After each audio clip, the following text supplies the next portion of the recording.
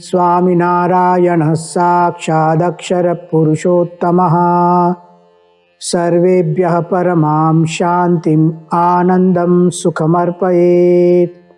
वसुदेवसुतं देवं कंसचाणूरमर्दनं देवकी परमानन्दं कृष्णं वन्दे जगद्गुरुम्। ॐ अक्षरमहं पुरुषोत्तमदासोऽस्मि। ओम। आत्मविचार, मैं कौन हूं? प्रत्येक मानव को अपना स्वरूप क्या है, स्वस्वरूप चिंतनम, आत्मस्वरूप चिंतनम, अपने आप का विचार करना चाहिए। मैं कौन हूं?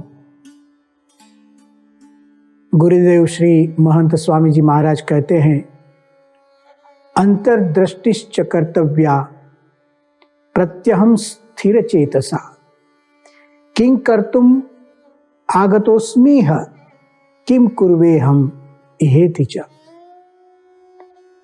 अंतर्दृष्टिश्च कर्तव्या प्रत्यहम, प्रत्यहम अर्थात प्रतिदिन, रोज, अंदर दृष्टि, आत्मदृष्टि, स्थिर चेतसा, चित्त को स्थिर कर, शांत कर, कुछ समय निकालकर आत्मचिंतन करना चाहिए। किं कर्तुम आगतोस्मीह, यह इस लोक में किं कर्तुम, क्या करने के लिए मैं आया हूं।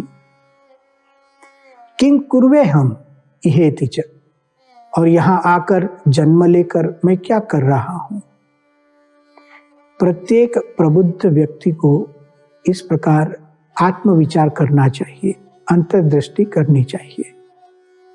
श्रीमद् भगवद गीता हमें ऐसा एक अद्भुत अंतर्दृष्टि का मार्ग, आत्मदृष्टि का मार्ग सूचित करती है। अद्भुत सिद्धांत सांख्य ज्ञान के रूप में यहाँ स्थापित किए जा रहे हैं। भगवान श्री कृष्ण अर्जुन को कहते हैं, मात्रा स्पर्शास्तु कौन्तेय शीतोष्ण सुख दुःखदाः आगमापायिनो नित्यांस्तांस तितिक्षस्व भारत। हम आत्मा है, आत्मा नित्य है, देह अनित्य है, और इस देह में हमारी जो इंद्रियां हैं, इंद्रियों को विषयों के साथ जो संबंध है, और विषयों के साथ संबंध होने से हमें जो भी कुछ सुख या दुख की अनुभूति होती है, सब कुछ अनित्य है। यह भगवान श्री कृष्ण यहाँ सांख्य ज्ञान में सिखाते हैं। मात्रा स्पर्शास्तु कौन्तेय, हे कौन्तेय, मात्रा स्पर्शाः। मात्रा स्पर्शाः का मतलब होता है इंद्रियों के साथ संयोग होना विषयों का। जैसे नेत्र मेरी इंद्रिय है, और सामने कोई पदार्थ होता है, उसका रूप, उसका आकार, यह उसका विषय है। इंद्रिय अपने विषय के साथ जुड़ती है, और फिर उस विषयगत जो कुछ भी चीजें हैं उसकी अनुभूति करती हैं इंद्रियां। इंद्रिय से फिर मन में यह बात जाती है, और मन से आत्मा उसको जानता है। आत्मा मनसा संयुज्यते, मनः इंद्रियेण, इंद्रियम अर्थैः। एक बाहर से विषय, रूप, रस, गंध, स्पर्श, कोई भी विषय हो, बाहर से इंद्रियों से होकर मन में जाकर आत्म तत्व तक आती है। तो इन सब विषयों को समझना पड़ेगा। शब्द, स्पर्श, रूप, रस, गंध, पंच विषय का स्वरूप क्या है, यह भी जानना पड़ेगा। इन पंच विषयों को जो इंद्रियां ग्रहण करती है, इन इंद्रियों का स्वभाव भी जानना पड़ेगा। इंद्रियों के पास से सब आता है मन में, और मन में आकर फिर से एक वहां पर निर्णय होता है, वह भी हमें सोचना पड़ेगा। और फिर आत्म तत्व मैं जानता हूँ, मैं सुखी हूँ, मैं दुखी हूँ, इस प्रकार की अनुभूति करता है। भगवान श्री कृष्ण कहते हैं कि इंद्रिय और विषय के संपर्क से जो विषय की अनुभूति होती है, सुख और दुख की अनुभूति होती है।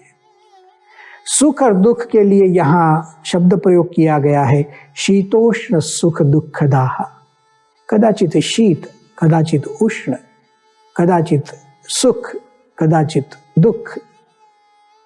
वो तो आते रहते हैं, जाते रहते हैं, नित्य नहीं है। आगमा पायिनो अनित्याः। आगमा पायिनः, इसका मतलब होता है आते रहते हैं, जाते रहते हैं, स्थिर नहीं है। पंच विषयों को हम जो इंद्रियों से उपभोग करते हैं, यह वैषयिक सुख, इंद्रिय जन्य सुख नित्य नहीं है। किंचित काल के लिए, जैसे हम कुछ समझो कोई पदार्थ, कोई भोज्य पदार्थ, खाने योग्य वस्तु हम खाते हैं, तो जब खाते हैं तब सुख आता है। यदि हमें वह चीज भाती है, स्वादिष्ट लगती है, तो थोड़ी देर के लिए सुख, फिर अनंत काल तक सुख नहीं होता है, नित्य सुख नहीं होता है, अरे चिरकाल भी नहीं होता है, किंचित काल तक होता है। कुछ हमें पसंद हो ऐसी चीज को हम देखते हैं, आंखों से देखते हैं, तो जब तक देखते हैं तब तक सुख, लंबे समय तक नहीं, चिरकाल नहीं, नित्य काल तक नहीं। तो यही श्रीमद् भगवद गीता समझाती है, आगमा पायिनः अनित्याः। आते रहते हैं, जाते रहते हैं, आते रहते हैं, जाते रहते हैं, लेकिन एक सुख अनंत है, आगमा पाई नहीं है, आने जाने का स्वभाव वाला नहीं है। सुख, परम सुख, दिव्य सुख, भगवान का सुख, इसके लिए प्रयत्न करना चाहिए, यह भगवद गीता हमें समझाती है। तो लौकिक सुख में आकृष्ट नहीं होना चाहिए। आगमा पायिनः अनित्याः। हमें अनुभूति भी होती है, देखिए, जिन जिन विषयों को आज तक हमने उपभोग किया है, विषयों का, उसका थोड़ा चिंतन कीजिए। क्या सुख, जब कुछ देखा तब आनंद था, जब कुछ स्पर्श किया तब आनंद था, जब कुछ खाया तब आनंद था, अभी नहीं है। हाँ, जब खाएंगे तब कदाचित पुनः वह आनंद आएगा। नित्य तो रहता नहीं है, आनंद आता है, चला जाता है, आनंद आता है और चला जाता है। यह जो प्रक्रिया है वो लौकिक आनंद है। हमारे शास्त्र तो उसको आनंद ही नहीं कहते हैं, आनंदाभास है। आनंद जैसा लगता है, आनंद नहीं है। सुख जैसा लगता है विषयों में, लेकिन सुख नहीं है। आगमा पायिनः अनित्याः। तब ये तो स्वरूप समझाया हमें।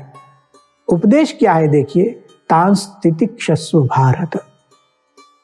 अब यह जो इस देह में सुख दुख आते हैं, तितिक्षस्व, उसको सहन करो।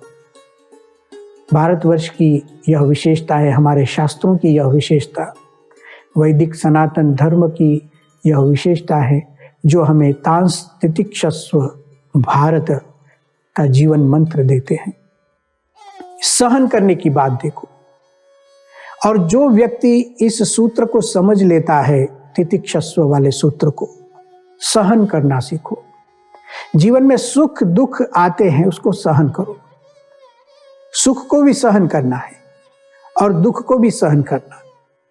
सहन करना, इसका मतलब क्या है? प्रभावित न होना, दुख से प्रभावित न होना।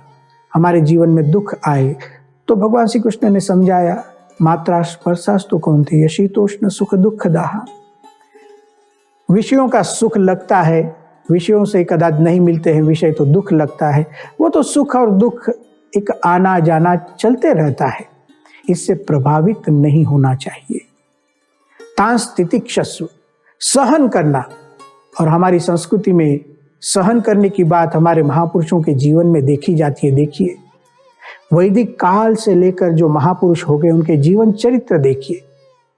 ऐसे भक्तों को याद कीजिए, जैसे महाराष्ट्र में तुकाराम हो गए, एकनाथ हो गए, गुजरात में नरसिंह मेहता हो गए, मीराबाई हमारे भक्त हो गए। ऐसे कितने भक्त हैं, हजारों भक्त। उनके जीवन का विचार कीजिए। तांस तितिक्षस्व की भावना मिलेगी, सहन शक्ति आपको देखने मिलेगी। विषयों के प्रहार होते हैं, कदाचित समझो बहुत विषय की प्राप्ति हो, उसमें भी विचलित नहीं होते हैं, और विषय नहीं भी मिले, कोई व्यवस्था ना मिले, विपरीतता हो, दुखमय परिस्थिति हो, उसमें भी तांस तितिक्षस्व भारत, उसको सहन करो, प्रेम से सहन करो। और ऐसा लगना भी नहीं चाहिए कि मैं सहन करता हूं। यह अद्भुत भगवत गीता की स्थिति है। गुरुदेव श्री प्रमुख स्वामी जी महाराज के जीवन में तांस तितिक्षस्व भारत की स्थिति प्रत्यक्ष देखी है। सब सहन करते थे, शारीरिक दुख, और भी इतनी बड़ी संस्था, इतनी सारी व्यवस्था करना, लाखों लोगों के लिए एक परम हितकारी कार्य करते रहना, तो उसमें तो सुख दुख आते रहते हैं, लेकिन एक सहनशीलता, एक शांति, परमात्ममयता, भजन भक्ति, यह जो भगवत गीता सिखाती है हमें तितिक्षस्व, सहन करना। इस उपदेश को यदि हम ग्रहण करते हैं तो पहला सीधा ही लाभ हमारे व्यक्तिगत जीवन में होता है। पहला लाभ इसका यही है कि हमें शांति रहेगी। जो सहन करता है उसको शांति रहती है, कभी अशांति नहीं होती। अब जो व्यक्ति सहन करता है, वह व्यक्ति जिस घर में रहता है, जिस परिसर में रहता है, वहां पर भी शांति रहेगी। कोई एक व्यक्ति तांस तितिक्षस्व भारत इस भावना को समझ लेता है तो आसपास की प्रत्येक व्यक्ति को उसका लाभ मिलता है। हम एक कुटुंब में रहते हैं तो क्यों न हम सब साथ में मिलकर तांस तितिक्षस्व भारत इस मंत्र का जाप करें, सहन करना सीखें, महापुरुषों के जीवन में हम देखें और अंतर्दृष्टि करते रहे। प्रत्यहम स्थिर चेतसा, प्रतिदिन स्थिर चित्त कर, ऐसे सब जो उपदेश हैं उनको हम याद करें। कुटुंब में से निकलकर आप लोग समाज में जाएंगे, तांस तितिक्षस्व, और पूरे विश्व में हम शांति प्रस्थापित कर सकते हैं। ऐसा भगवान श्री कृष्ण ने अर्जुन को समझाया। अब तांस तितिक्षस्व इस भावना को दृढ़ करने के लिए पुनः आत्मविचार। जब तक हम देह से अलग नहीं होते हैं तब तक यह उपदेश जो सही अर्थ में हमारे जीवन में आत्मसात होना चाहिए वो नहीं हो सकते हैं। भगवान श्री कृष्ण समझाते हैं क्यों सहन करना है। अरे यह देह है, वो तो नाशवंत है। श्रीमद् भगवद गीता में कहा, अंतवंतः इमे देहाः नित्यस्योक्ताः शरीरिणः अनाशिनो अप्रमेयस्य तस्मात् युध्यस्व भारत। कितना अद्भुत विवेचन है। अंतवंतः इमे देहाः, इमे देहाः, यह जो देह है अंतवंतः, नाशवंत है। देखो, कभी इस देह की जन्म हुई और धीरे धीरे धीरे धीरे मृत्यु की ओर जा रहा है देह। देह शब्द का अर्थ यहां दो शब्द प्रयोग किए गए हैं, देहा शरीरिणः। देह, शरीर को ही देह कहते हैं। उसको देह इसलिए कहते हैं देह उपचय, जिसकी वृद्धि कदाचित बढ़ता है, परिवर्तन विकार दिखाई देता है, जिसमें उसको देह कहते हैं। शरीरिणः, शरीर किसको कहते हैं? शीर्यते तत् शरीरम, अद्भुत शब्द है। हमारे जितने शब्द बने हैं संस्कृत भाषा में और हमारे तत्वज्ञान को जो समझाते हैं और उसका उपयोग जब जीवन में होता है, ये प्रत्येक शब्द एक व्याख्या लेकर आते हैं। देह शब्द वृद्धि होना, विकार होना, देह कहते हैं। शीर्यते तत् शरीरम, जिसका नाश हो, जो जीर्ण होता है, शीर्ण होता है, उसको शरीर कहते हैं। आपनोति इति आत्मा, जो व्याप्त होता है उसको आत्मा कहते हैं। जीवयति इति जीवः, चेतयति, जो स्वयं चेतन है और जो अपने संयोग में जो भी आता है उसको चेतनवंत बना देता है, उसको चेतन कहते हैं, जीवात्मा कहते हैं। अद्भुत शब्दावली है। भगवान श्री कृष्ण कहते हैं अंतवंतः इमे देहाः, अंतवंतः, नाशवंत है। किसी का देह आज नहीं। आप देखिए, कोई आपको 150 साल 200 साल का कोई व्यक्ति जीवित नहीं मिलेगा। लेकिन अंतवन्तः इमे देहाः नित्यस्य उक्ताः शरीरिणः, नित्यस्य शरीरिणः, यहाँ एक शरीरी शब्द प्रयोग किया गया। शरीर तो यह है, आत्मा को शरीरी कहा गया। शरीरम अस्ति अस्य इति शरीरी अलग हो गया। जिसके पास शरीर है, जैसे जिसके पास धन होता है उसको धनी कहते हैं, धनम अस्ति अस्य इति धनी, जिसके पास धन हो उसको धनी कहते हैं।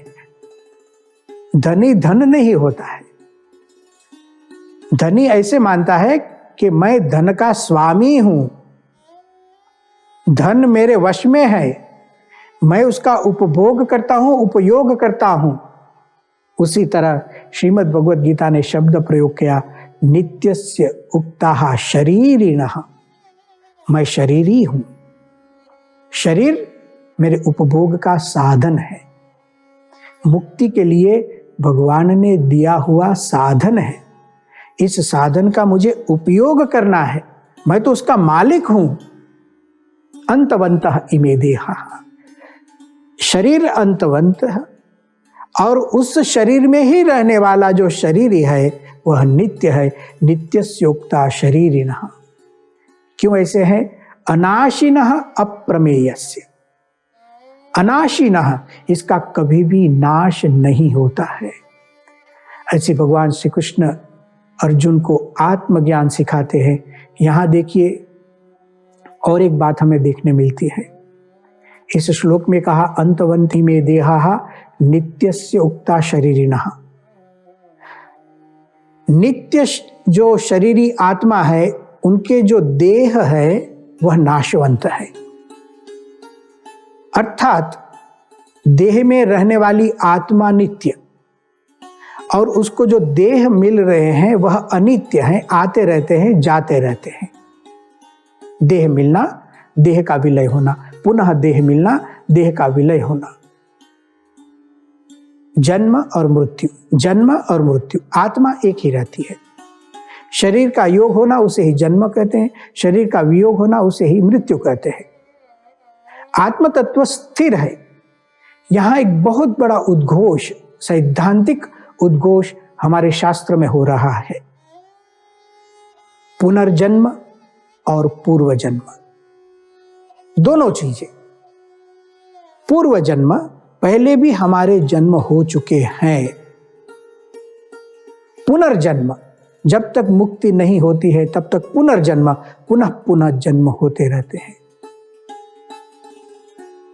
पूर्व जन्म और पुनर्जन्म का जो सिद्धांत इस धरातल पर जहां स्पष्ट रूप से प्रतिपादित हुआ है, ऐसे हमारे वैदिक सनातन धर्म के दिव्य अद्भुत शास्त्र हैं।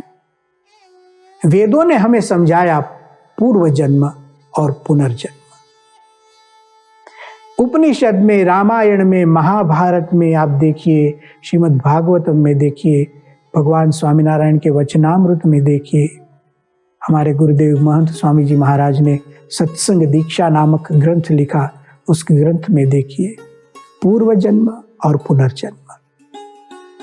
अद्भुत एक बात है, आत्म तत्व नित्य है, लेकिन इस आत्म तत्व को जन्म मिलते रहता है अनादि अज्ञान के वश, मोह और माया से आवृत जब तक हम रहते हैं तब तक जन्म मृत्यु की परंपरा चलती है, ऐसे हमारे शास्त्र कहते हैं। आप देखेंगे पूर्व जन्म की बात, पुनर्जन्म की बात आपको श्रीमद् भागवतम में दिखेगी। भरत जी का आख्यान लीजिए। भरत नाम के राजा थे और भगवान का सुख पाने के लिए, अपनी आत्मा की मुक्ति करने के लिए राज्य को छोड़कर जंगल में गए, तपस्या कर रहे थे। लेकिन एक मृग के एक बच्चे को देखा और उसको संभालने लगे, दया आ गई और उसका ध्यान रखते थे। लेकिन एक दयालु प्रकृति थी, बंधन की प्रकृति थी, तो ध्यान रखते रखते उसका ही ध्यान होने लगा। पहले तो आत्म स्वरूप का ध्यान करते थे, परमात्मा स्वरूप का ध्यान करते थे, ध्येय का चिंतन करते थे, उसकी जगह पर मृग का ही चिंतन होने लगा। इतना चिंतन दृढ़ हो गया, डूब गए, समाधि लग गई मृग में, तो परिणाम क्या हुआ? दूसरा जन्म हुआ और मृग योनि में गए, स्वयं मृग हो गए। एक मृग के कारणे भरत धर्यो तीन देह, तुलसी उनकी क्या गति, जो घट घट करत स्नेह। 3 जन्म यहां हम समझने का प्रयत्न करते हैं, पूर्व जन्म और पुनर्जन्म। हमारे शास्त्रों में स्पष्ट प्रतिपादन, तो मृग का देह मिला, लेकिन मृग के देह में भी उनको स्मृति नहीं गई। हाँ, उन्हें पता था कि एक गलती हो गई है, ध्यान रखना चाहिए, लेकिन स्वतंत्र रूप से अहंकार वश होकर मैं कुछ उसका ध्यान रखूं, ऐसे एक अभिमान से किसी पर दया करेंगे तो भरत जी जैसी स्थिति होगी। हाँ, भगवान ने मुझे एक सेवा करने का अवसर दिया है और एक भगवान का निवास सर्वत्र ऐसा मानकर यदि किसी की सेवा करते हैं तो चिंता नहीं, तो दूसरा देह लेने की कोई जरूरत नहीं। लेकिन मृग योनि में जाना पड़ा तो कहीं पर तो गलती थी, लेकिन उनको पता था कि गलती थी और जो गलती थी उसको सुधारने के लिए भगवान को प्रार्थना की और एक देह मिला जिसमें वो जड़ भरत होकर आए। जड़ भरत, उनका जड़ शब्द आगे लग गया। जड़ अर्थात बुद्धिहीन नहीं थे, लेकिन एक कहीं पर भी बंधन न हो और एक जो ध्येय लेकर भगवान ने जन्म दिया है उस ध्येय को प्राप्त कर सके, ऐसी स्थिति में वह रहते थे। पूरा आख्यान श्रीमद् भागवत में लिखा है। कहने का तात्पर्य, भरत जी को 3 जन्म मिले। श्रीमद् भगवत गीता हमें पूर्व जन्म और पुनर्जन्म की बात करती है। यह हमारे सनातन धर्म में स्वीकृत सिद्धांत है और इसी सिद्धांत के साथ जुड़ा है और सिद्धांत कर्म सिद्धांत। पुण्य और पाप करना, कुछ कर्म हम करते हैं तो पुण्य होता है, कुछ कर्म करते हैं तो पाप लगता है, और यह पुण्य और पाप का निर्णय भगवान करते हैं और पुण्य और पाप के हिसाब से जन्म मिलते हैं। श्रीमद् भगवद गीता में भी कहा है, अनेक जन्म संसिद्धस्ततो याति परांगतिम। अनेक जन्म संसिद्ध। देखिए, पुनः पुनः जन्म मिलते हैं। एक तत्वज्ञान की दृष्टि से भी इसे सोचना चाहिए। जीवन लक्ष्य अभिगम की बात हम बाद में करेंगे, लेकिन मैं एक भारतवर्ष की जो फिलॉसफी है, हमारी वैदिक फिलॉसफी, हमारा जो वेदांत है, अद्भुत उद्घोष करता है कि पुनरपि जननम पुनरपि मननम पुनरपि जननी जठरे शयनम। शंकराचार्य जी ने कहा, पुनः पुनः जन्म होता है, इस चक्र में से छूटना है, इसलिए आत्मज्ञान। कर्म का सिद्धांत, ऐसे कर्म करो कि इस चक्र में से हम छूट जाए। पूर्व संस्कार, तो पूर्व संस्कार कदाचित हमारे मलिन भी हो सकते हैं, लेकिन इस जन्म में अच्छा कार्य कर हम एक मुक्ति की दिशा में जा सकते हैं।